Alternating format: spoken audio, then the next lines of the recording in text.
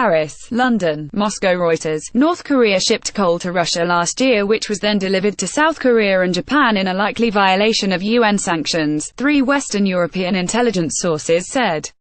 The UN Security Council banned North Korean exports of coal last August 5 under sanctions intended to cut off an important source of the foreign currency Pyongyang needs to fund its nuclear weapon and missile programs. But the secretive communist state has at least 3 times since then shipped coal to the Russian ports of Nakhodka and Kholmsk, where it was unloaded at docks and reloaded on 2 ships that took it to South Korea or Japan, the sources said. A Western shipping source said separately that some of the cargoes reached Japan and South Korea in October last year. A U.S. security source also confirmed the coal trade via Russia and said it was continuing. Russia's port of Nakhodka is becoming a transhipping hub for North Korean coal, said one of the European security sources, who requested anonymity because of the sensitivity of international diplomacy around North Korea. Asked to respond to the report, Kremlin spokesman Dmitry Peskov said on Friday that Russia abided by international law. Russia is a responsible member of the international community, he told reporters on a conference call. Interfax news agency quoted an unidentified official at Russia's embassy to North Korea on Friday as saying Russia did not buy coal from North Korea and was not a transit point for coal deliveries to third countries. Russia's mission to the United Nations told the Security Council Sanctions Committee on November 3 that Moscow was complying with the sanctions. 2 lawyers who specialize in sanctions law told Reuters it appeared the transactions violated UN sanctions. Reuters could not independently verify whether the coal unloaded at the Russian docks was the same coal that was then shipped to South Korea and Japan. Reuters also was unable to ascertain whether the owners of the vessels that sailed from Russia to South Korea and Japan knew the origin of the coal. The U.S. Treasury on Wednesday put the owner of one of the ships, the UALG Bong 6, under sanctions for delivering North Korean coal to Kholmsk on September 5. It was unclear which companies profited from the coal shipments. Russia urged a more on sanctions. North Korean coal exports were initially capped under a 2016 Security Council resolution that required countries to report monthly imports of coal from North Korea to the Council's Sanctions Committee within 30 days of the end of each month. Diplomats, speaking on condition of anonymity, said Russia had not reported any imports of North Korea coal to the committee last year. The Sanctions Committee told UN member states in November that a violation occurs when activities or transactions prescribed by Security Council resolutions are undertaken or attempts are made to engage in prescribed transactions, whether or not the transaction has been completed. Asked about the shipments identified by Reuters, Matthew Osman, a partner with law firm Pillsbury Winthrop Shaw Pittman who advises companies on sanctions, said, based on these facts, there appears to be a violation of the UN Security Council resolution by the parties involved. Also those involved in arranging, financing, and carrying out the shipments could likely face U.S. sanctions, he said. The United States has led efforts to toughen UN sanctions to force North Korea to give up development of nuclear missiles capable of hitting America. Asked about the shipments, a U.S. State Department spokesman said, "It's clear that Russia needs to do more. All UN member states, including Russia, are required to implement sanctions resolutions in good faith and we expect them all to do so." Earlier this month, U.S. Secretary of State Rex Tillerson accused Russia of not implementing all the UN sanctions and said Moscow may be frustrating some of the steps. Tillerson said the Russian failure to comply with the UN measures primarily concerned fuel but some other areas potentially as well. A State Department official said it was time for Russia to act. "There is no more time for excuses," the official said. "The world is watching Russia's actions closely.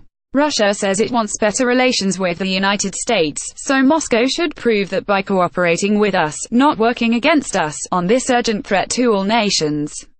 File photo, post stamps with images of North Korean leaders Kim Jong-un and Kim Jong-il are seen at the Made in North Korea exhibition held at the UMAM Museum in Moscow, Russia, January 20, 2018. Reuters, Maxim Shemetov, the independent panel of experts that reports to the Security Council on violations of sanctions was not available for comment. North Korea has refused to give up the development of nuclear missiles capable of hitting the United States. It has said the sanctions infringe its sovereignty and accused the United States of wanting to isolate and stifle North Korea. An independent panel of experts reported to the Security Council on September 5 that North Korea had been deliberately using indirect channels to export prohibited commodities, evading sanctions. Reuters reported last month that Russian tankers had supplied fuel to North Korea at sea, and U.S. President Donald Trump told Reuters in an interview on January 17 that Russia was helping Pyongyang get supplies in violation of the sanctions.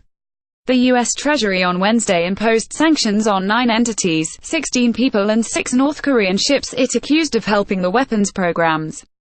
Two separate routes for the coal were identified by the Western security sources.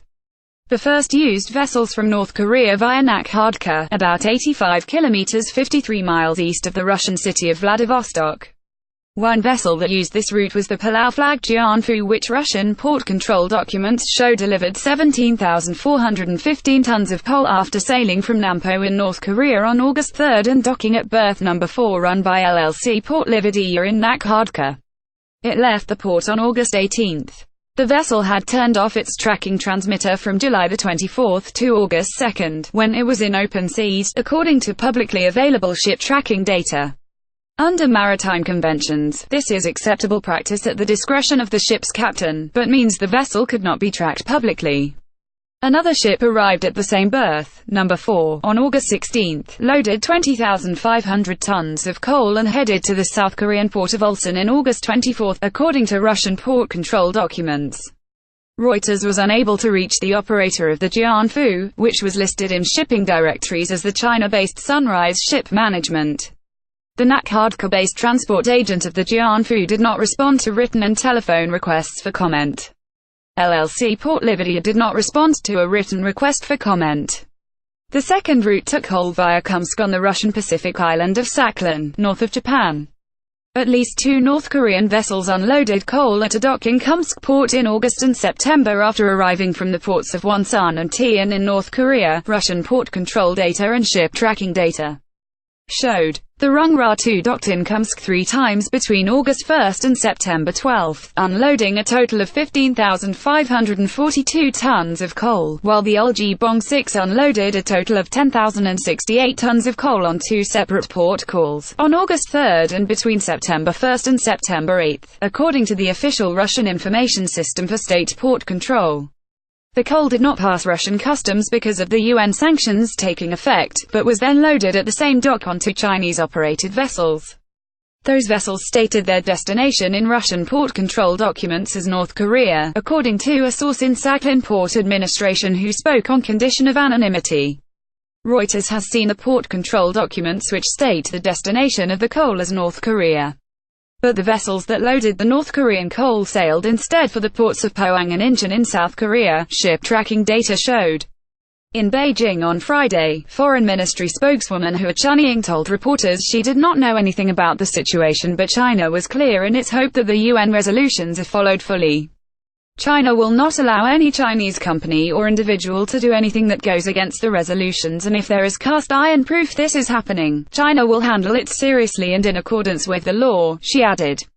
The U.S. Treasury on Wednesday included the owner of the Uljibong-6 under sanctions for delivering North Korean coal to Kholmsk after the sanctions took effect. It was unclear which companies profited from the coal shipments. Asked about the shipments, a South Korean Foreign Ministry official said, "Our government is monitoring any sanctions evading activities by North Korea. We're working closely with the international community for the implementation of the sanctions." The official declined to say whether the ministry was aware of the shipments reported by Reuters. The Japanese Foreign Ministry did not immediately respond to a request for comment. The European security sources said the route via Russia had developed as China, North Korea's neighbor and lone major ally, cracked down on exports from the secretive communist state. The Chinese have cracked down on coal exports from North Korea, so the smuggling route has developed and Russia is the transit point for coal, one of the European security sources said.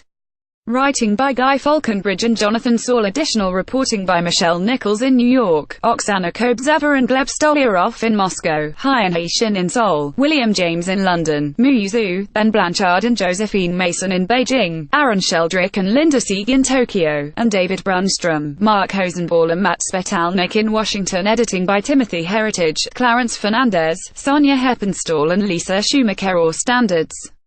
The Thomson Reuters Trust Principles.